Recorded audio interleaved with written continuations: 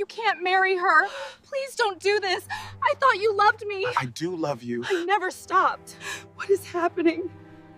She's the one I'm going to marry. The billionaire's voice cut through the wedding hall like a blade. But he wasn't looking at the woman in the white dress beside him.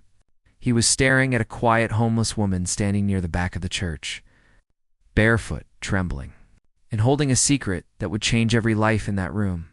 The guests froze. Nearly 300 of the most powerful people in the city had gathered for the wedding of Ethan Caldwell. A billionaire known for his sharp mind and colder heart. Crystal lights glowed above them. White roses filled the air with a soft, sweet scent. Asterisk cameras waited to capture the perfect moment. But instead of joy, confusion spread through the room like a slow wave. Ethan Caldwell stood at the altar beside his fiancée, Victoria Hale, the daughter of a famous real estate empire. Victoria's smile slowly faded. Her eyes narrowed. Then Ethan lifted his hand and pointed toward the back of the church, toward a woman who clearly did not belong there. Her coat was worn thin. Her hair was tangled by years of rough nights and colder mornings. Dust covered her shoes. Some guests quietly whispered. Others looked embarrassed. A few security guards began walking toward her. But Ethan raised his voice again, calm and steady. "Stop." Everyone turned toward him.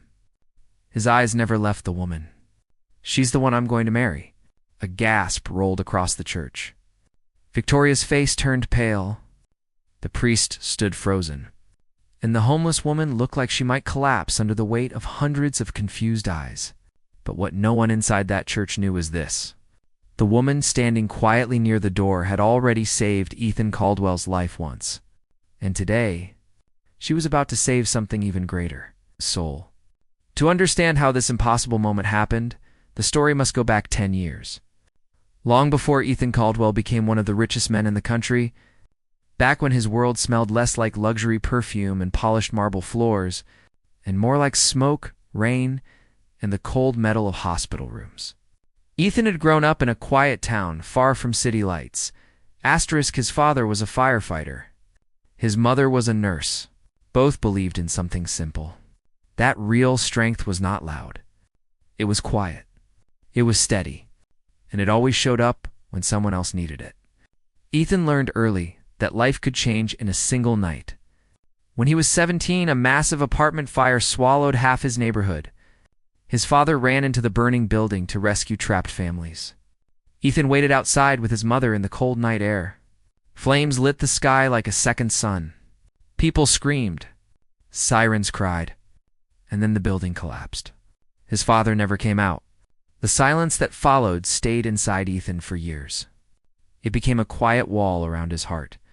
He studied harder, worked longer, pushed himself further than anyone expected by the time he turned 32. Ethan Caldwell had built a technology empire worth billions. He owned towers of glass and steel, private jets, luxury homes. But inside, the quiet boy who lost his father still stood in the cold night air of that fire, waiting for something that never returned. Victoria Hale entered his life 5 years later. She was elegant, intelligent, and powerful. Their relationship looked perfect on magazine covers. Two wealthy families. Two brilliant minds. Two futures merging. But there was something missing. Something Ethan felt, but could never explain. Their conversations felt like business deals. Their smiles looked practiced.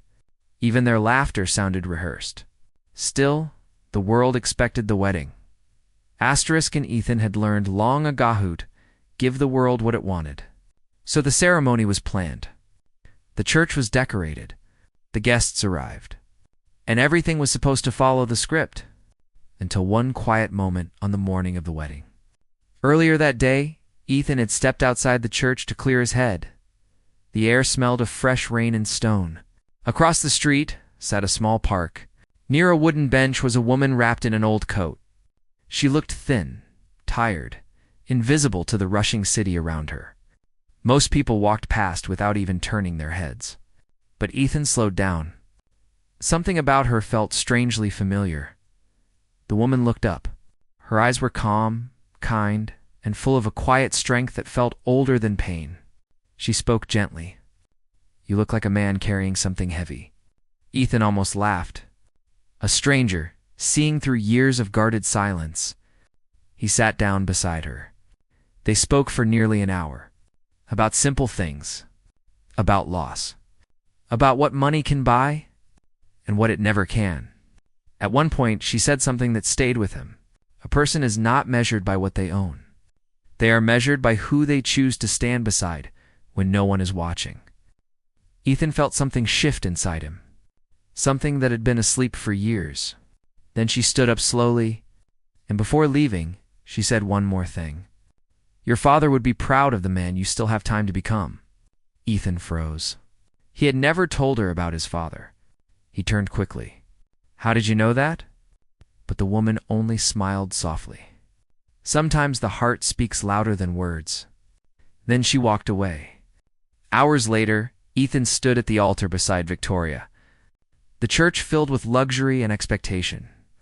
But his mind kept returning to that quiet conversation in the park, to the calm strength in that woman's voice, and then he saw her, standing quietly near the church door, as if fate itself had guided her there. In that moment, Ethan realized something powerful. The life he had built looked perfect, but it did not feel true. And truth matters more than perfection. So he spoke. "She's the one I'm going to marry." Victoria stepped forward, her voice trembling with anger. "Have you lost your mind?" The guests shifted nervously, but Ethan remained calm, because for the first time in years his heart felt clear. The homeless woman shook her head gently. "You don't understand," she said softly. "I didn't come here for this." Ethan walked toward her. Every step felt like breaking chains he had carried for years. "You came here because you reminded me who I am." The room was silent. Then Ethan said something that no one expected. 10 years ago, when my father died in that fire, there was one person who stayed with my mother in the hospital all night. A volunteer nurse. Someone who didn't even know our family. The woman looked down. Ethan continued. "My mother told me that nurse saved her life. She told me that kindness like that was rare, that it was the kind of strength the world truly needs." He looked directly at the woman. "That nurse was you." Gasps filled the room. The woman slowly nodded. After years of helping others, life had not been kind to her. Illness, job loss, hard seasons that pushed her into the shadows of the city. But she never lost her quiet strength. Ethan turned toward the crowd, his voice steady. "The world tells us success looks like wealth. But real success looks like compassion. Real success looks like the courage to choose what is right, even when it costs everything." He then said a line that many guests would later repeat for years. "Asterisk money can build tall buildings, but only kindness can build a life worth living." Silence filled the church. Then something remarkable happened. One guest stood, then another, then another. Within seconds, the entire room was standing. Not in shock, but in respect. For the quiet woman who had spent her life helping others without applause. For the man who finally chose truth over image. Even Victoria slowly lowered her head, because deep down, she understood. Some victories are not about winning. They are about waking up.